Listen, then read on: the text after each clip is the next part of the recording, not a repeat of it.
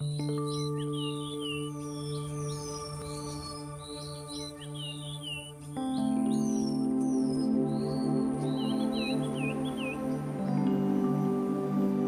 our school, we have 7 eco-habitats constructed over the past 1.5 years. So we have the Gardens by the Corridor, which is a corridor garden outside the staff room, the rainforest, the wetland, and also the stream. It was during the year of 2012, our current principal, Mr. Aaron Low, he found that the school was rather concrete and he wanted to do something about it. Commonwealth Secondary School is the West Zone Centre of Excellence for Environmental Education, and I felt that there's actually a lot of potential for us to develop the school into a learning environment for students to really sort of absorb what it means to be environmentally conscious, to be aware of issues like sustainability, issues like conservation. Biodiversity is something that we feel is important for them because they are going to inherit a world where this is really going to be an issue. It's becoming something that's increasingly of concern worldwide. Part of the reason is because a lot of the students live in a very urbanized environment. The opportunities that they have to come into contact with some of these green environments, with biodiversity in general, is actually not a lot.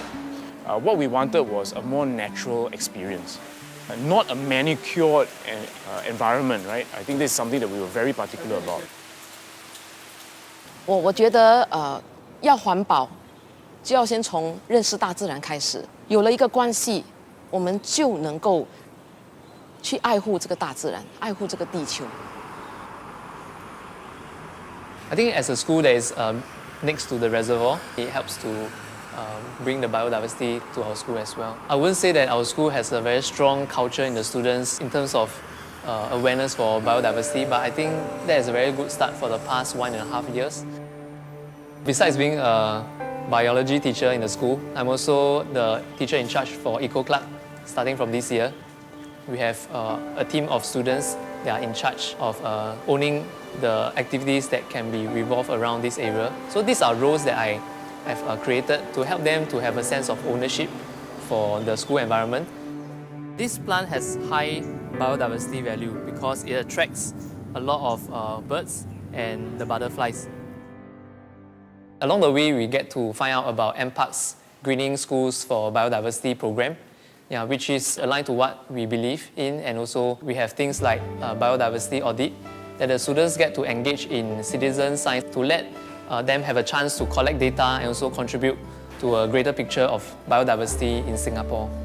We have recently encountered a monitor lizard that's in our school. Some students were actually taking photographs in the rain near the stream. It's not common for a monitor lizard to appear in our school.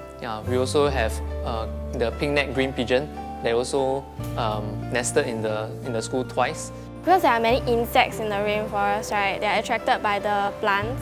There was a time where the bee came into our classroom and then it hit the fan. It caused a very big panic in our class because a lot of us were scared. We didn't go near it or anything because we also don't want to harm the insect itself. I think that's a good thing about many of us in Commonwealth. We won't really disturb it.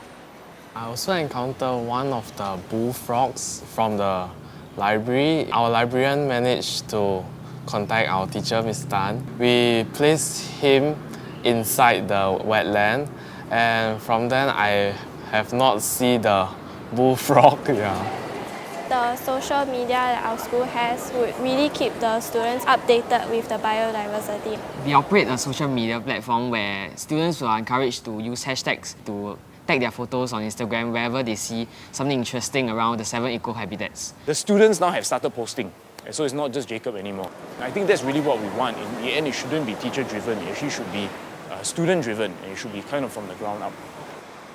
How we actually integrate biodiversity into our curriculum. So actually since last year, every department is committed to using the biodiversity habitats in at least one lesson per teacher per semester. This has also demonstrated to us the flexibility and the versatility of the habitats. It's not just biology that uses it. Other departments have also used it. For example, literature. Our teachers have taken their students out, immersed them in the rainforest garden as inspiration for writing poetry.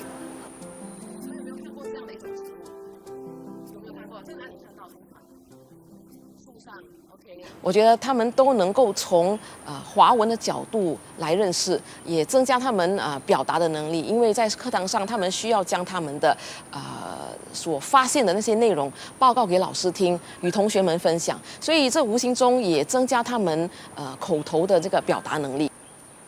You can teach them all the information, all the head knowledge, but if they don't have a feeling, they don't have a connection with nature, it's not going to come up. It's not going to amount to much.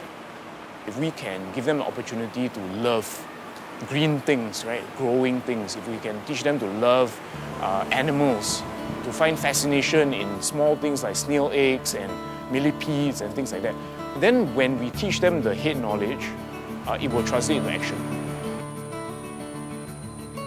I think in terms of physical environment, there is potential for every school to do something.